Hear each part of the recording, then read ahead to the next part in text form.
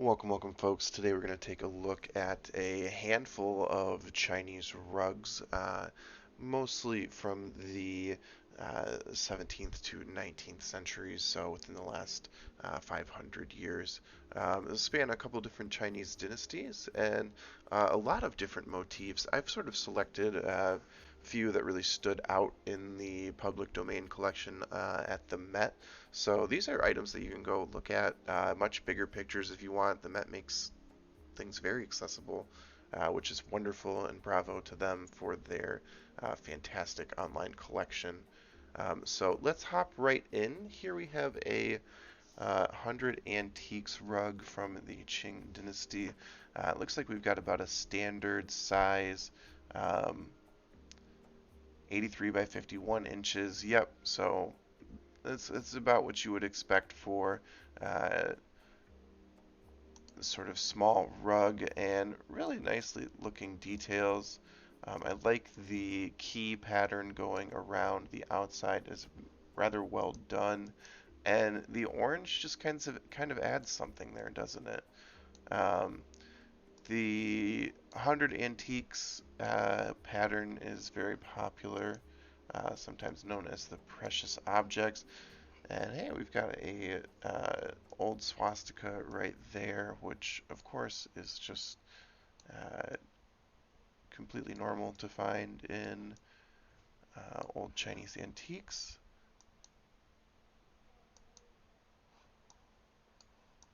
Very nice, very nicely done. And so this is about what you would expect. The coloring here might be a little different, and the work to get the precious objects in here is probably a bit more intricate than you might see on the average piece, but overall a pretty nice 19th century rug and a good example of the category, especially for a lot of the northern Chinese export rugs that end up coming out of that period look tend to look some variation of this. Here, this one a little bit earlier, kind of cool. The caption mentions the Ningxia Carpets, which I say, came to the attention of the emperor in the uh, mid seven or gosh, I forget my centuries. In the end of the 1600s,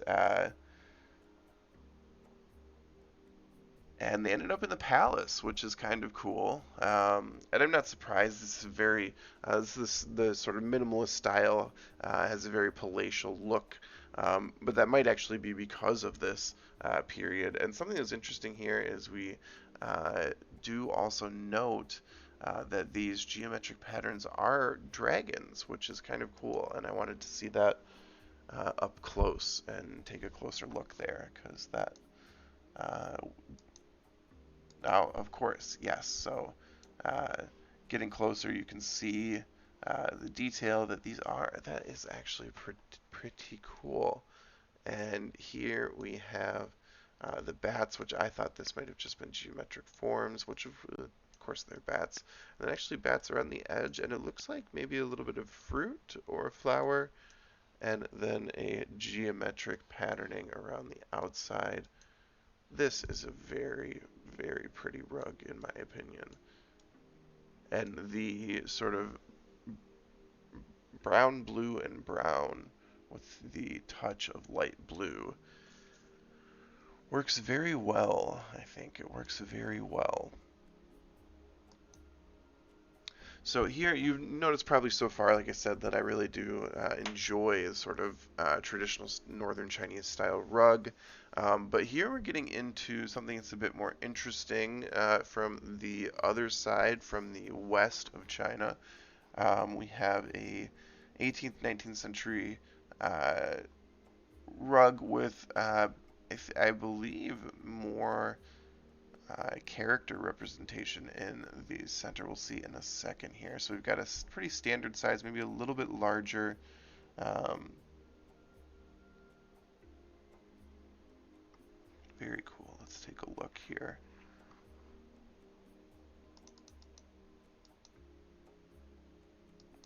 So yeah, this might actually be a dragon, now that I look closer at it. but I can't really tell.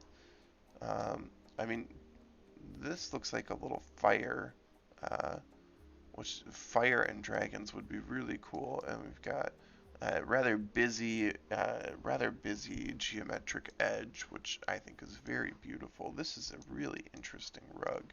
I'm glad that it survives even in this condition because this is very different than many of the things that I see when I'm just looking through basic 19th century Chinese rugs. This is very interesting. I'd love to know more about this one in particular. So maybe someday I will do a video on Western Chinese rugs because that is very cool. So here we have a bit more of a classic. This is something that you would almost expect to see in a nicer 19th century, late 19th century Western home. This is a style that I think really gets a lot of love from the chinoiserie industries of Europe. And so it's just titled a rug. It's given Qing Dynasty period. I think this is 1890 to 1910, maybe 1870, but this is very much uh, the Qing rug. And 95 by 23 inches, so a bit longer, a little bit more of a runner, which was popular at that time. Let's take a look in here. So yeah, this is a very good example of the style. You have this sort of uh, decorated border. And it's interesting, you can see the sort of way that the uh, palatial dragons devolved into geometric forms without dragons. And these are floral forms here, these geometric forms. Um, and this might actually be, that may be a dragon hidden in the back there. And I say hidden just because we can't see it very well, but it could be very clear. Yeah, that looks like, I can't tell, is that a flower or a dragon? Let me know. Let me know what you think in the comments. It's a little difficult to see, but overall, this is a lovely rug and some great color with the orange and black, and the sort of the ball patterning in the middle. Very nice. Very much what you would expect from the late 19th century, in my opinion. Here we have a bit of an earlier rug, 17th century. One of the things I wanted to look at on this rug was the sizing.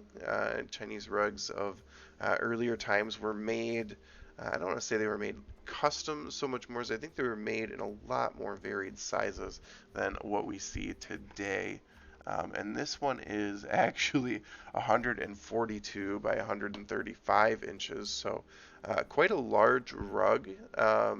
And rather well done. And you can see sort of the, where is it? You can see the sort of influence of the color scheme of the one we were looking at earlier, which,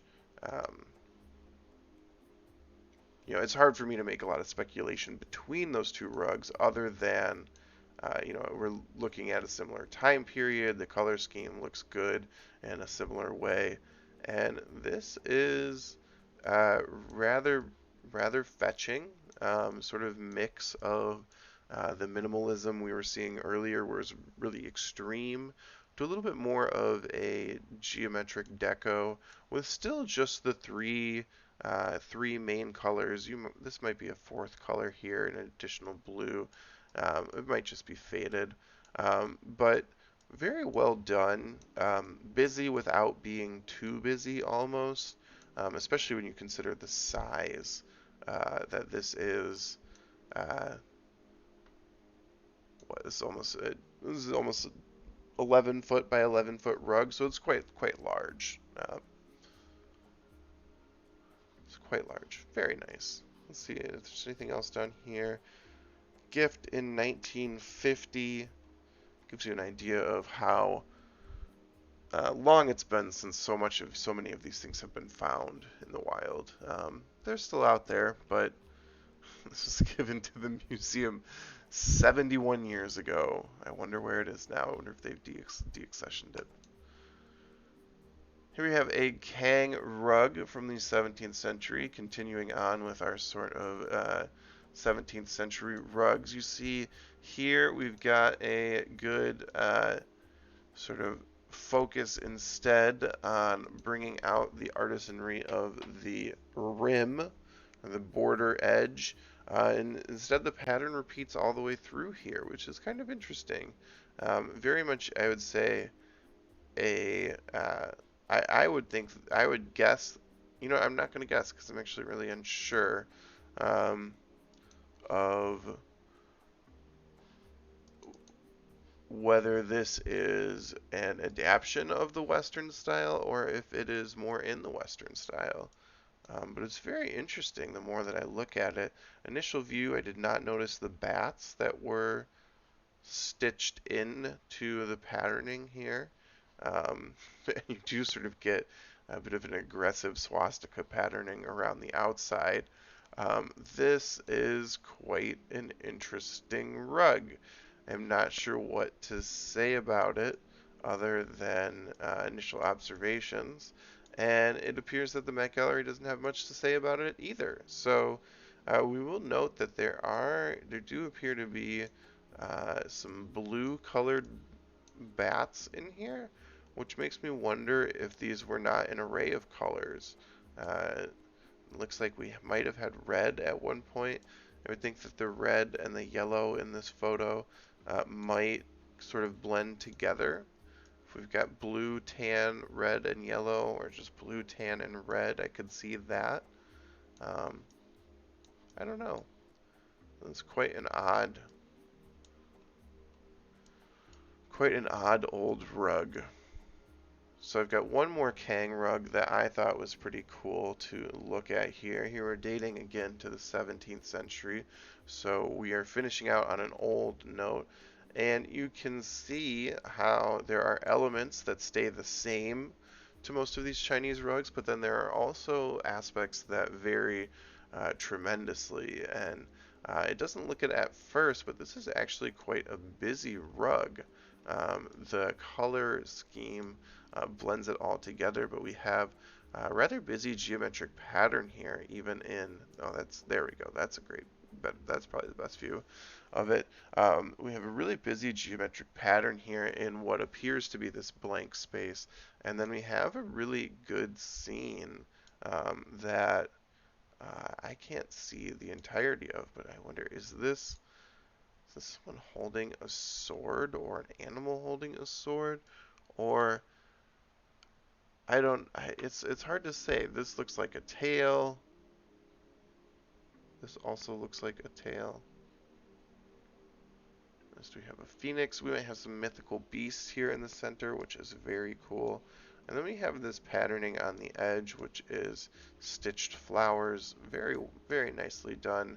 A really cool looking rug with this I would say this is very much a Western China color palette. Very, very cool. And here it's 77 by 51 inches, so a bit bigger. Very, very cool looking rug. Gifted in 1908. Wow.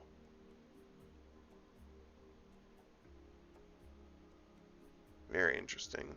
It'd be cool if they took better photos of it so that we could all tell what is going on in the center of this rug. And it looks like they still have it. Very cool, very cool.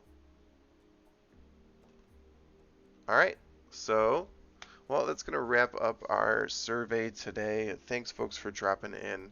If you like these things, if you like Chinese antiques, if you like antiques in general, we do a lot of general antiques too.